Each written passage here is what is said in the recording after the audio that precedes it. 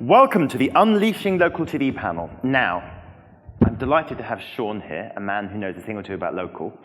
Sean, I'm a Brit, thinly concealed, but it's true. And when I look at US local TV, it seems to be entirely comprised of companies with weird three-letter acronyms instead of names, like WKNYX5. They're all owned by Republicans, as far as I can tell.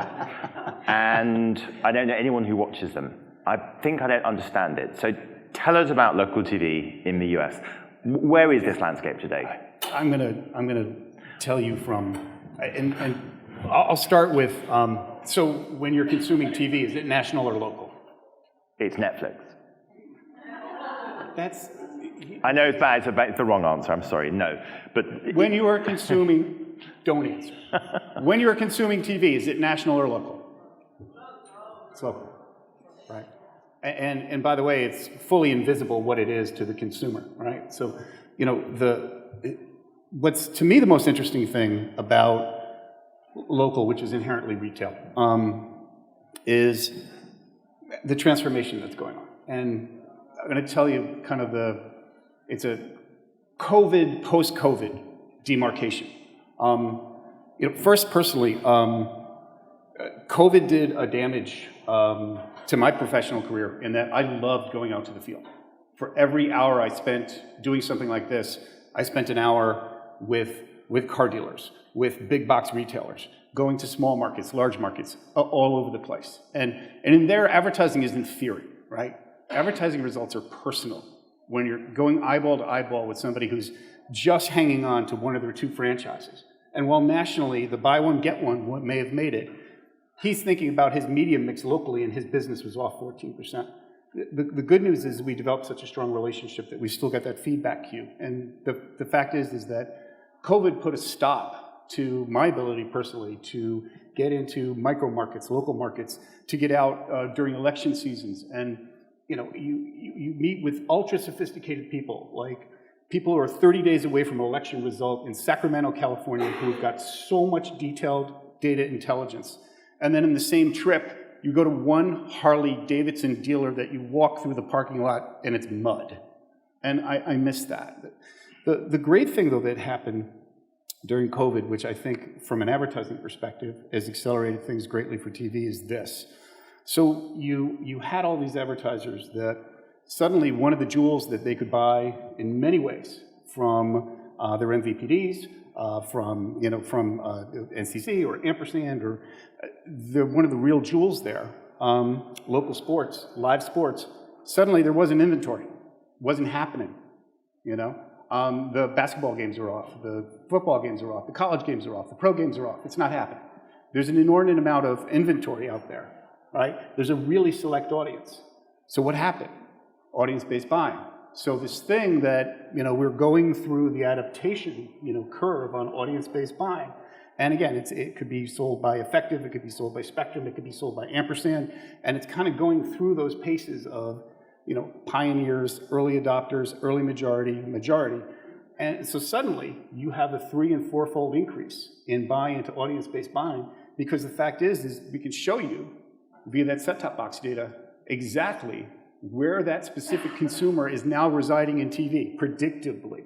And so what we were able to see through, you know, an unprecedented situation was that really jump-started, you know, audience-based buying. And when you're talking about having, you know, a base of 42 million, you know, households with set-top box data, roughly out of 100 million set-top boxes, that's second by second, that's, you know, that's granular, and the ability to track viewers and the ability to aggregate audiences, that really jump-started the use of platforms locally.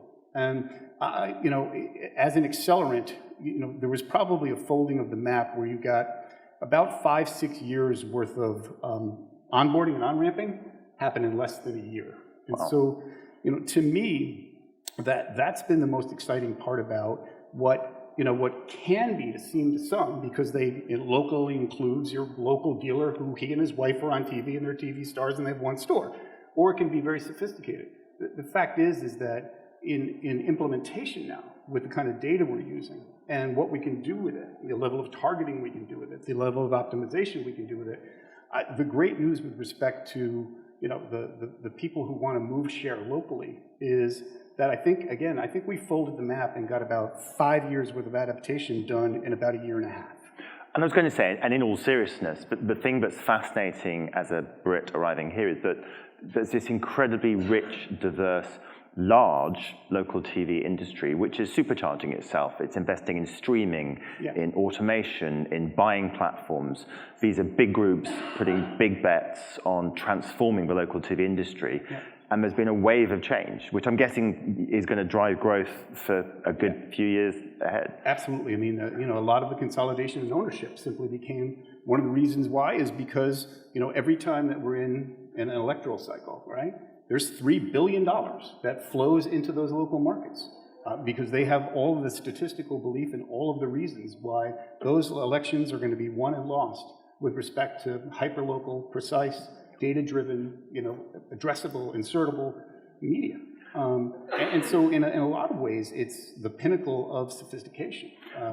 And to me, we've heard about so much things having to do with, buy management. The ability to sit there and have sophisticated metrics from somebody who's got one pizza shop to someone who's a multi-mark, multi-generation regional car dealership, to someone who's got a sophisticated big box distribution and be able to buy, manage, and sit there and say, look, I'm going to be able to take a look, and because of this data that I have, I'm going to be able to get to 20% reach jump, new customers.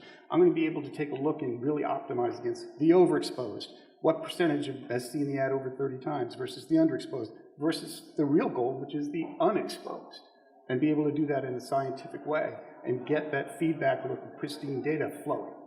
So of the various initiatives and investments underway, and there have been a lot of them, I've been looking at it for the last few months, and wow, there's an enormous amount taking place.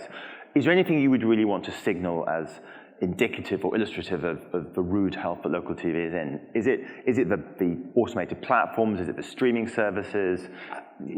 It's two things for me. It is the automated platforms. It is, if you will, the platformization and sophistication and the harnessing of, what is, really unique data. And again, it's in volume, it's in precision, it's privacy protected. But the other thing to me is how many different categories now this is now scaling to. And for a business that, again, can sometimes rise and fall on political and auto, what happens with, the data that you have is you now become an extremely attractive partner to anybody who's got really robust first-party data and has it on some kind of sub-national intelligence level. So where you go from there is, it's exponential. Right. And I think that in a word, I'd sit there and say, that's what this data sophistication has brought to the business, is the fact that it is all about exponentially reaching so many different categories that have this level of first-party data and have a sub-national infrastructure. Now, you mentioned metrics there, and it won't have escaped anyone's notice that there's a lot happening in the measurement space. Does local get heavily impacted by the transition to multi-currency market? What does it mean for big local broadcasting businesses? Here's the opportunity. When we've been talking about persons, we've been talking about devices, we've been talking about all those types of things and the difference between census and panel. But I'll give you an example as to where it gets real. Is you're a Boston-based retailer, and right now you're making decisions, age, sex, demographic decisions off of 800 some odd meters. When you can put in 1 million set-top box layer, right, and understand that marketplace from that perspective. Right, there's your advantage. There's your difference. Right. And of course, what you're looking for is you'd love one player who can do them both seamlessly, right? And with the connectivity that you're looking for. But you have to, when you're now looking at this marketplace, look at both who's providing you with the 800 meters, who's providing you with the 1 million set-top boxes inside of that same geography. So the other question, I guess, that comes up is collaboration. Yeah. Obviously, because you're talking about, in some cases, quite small markets, some very large ones. Trying to string these markets together and find ways of collaborating to just make the buying process easier is something that we see a lot of. Give us a sense of how collaboration is helping to grow the market. Well, I mean, I think that in all of American media, probably the people who are most the gymnastic at partnering is, if you will, the local TV business. Right. And when I was an agency practitioner for years and was on the buy side, but it wasn't until I got to the sell side and really started to see how incredibly athletic all of these disparate owners of all these different types of distribution channels were in terms of serving marketer needs. So that's how, as an NCC, now as an ampersand. I think that the thing that they've done brilliantly over the last 20 years is to take as much friction as possible out of that buying process, regardless, again, if you're coming from a neighborhood or you're coming from OMD or something like that. And I think the other thing I've seen, which is really fascinating, is the self-service platforms to try and bring smaller advertisers. It came up on the retail panel just now. Yes. I mean, people like Effect TV have really doubled down on building out those platforms, and they're fascinating. And again, this is what I was talking about yesterday. Why? Because it allows a small, medium, or large advertiser to quote-unquote fly the plane. Right. And that's what people want to do. Well, when the local business changed was when, again, you've got a multi-generational, multi-mark, dealer, and suddenly they have installed dashboards, all right, from a great digital platform. And a dealer principal will look at you and say, look, I can do one of two things. I can meet with 48 reps, or I can spend 20 minutes playing with the dials and putting my quarterly allocation. Which do you think I'm going to do? Which is why we are putting these tools in their hands. So 2 more quick questions. Question 1, what's the biggest barrier to growing local ad spend? Why is this market not worth 50% more than it is today? I think that the fact is that a lot of the power structure was in local constructs. It's very corporate. You have a lot of top to top. You have a lot of people who have set things up where a lot of that decision making is still centralized with businesses where all of the money is made and lost on the side of a local infrastructure. And I think that when you spend time with those businesses whose lifeblood is how well did you sell this perishable commodity on a buy one get one offer over a weekend?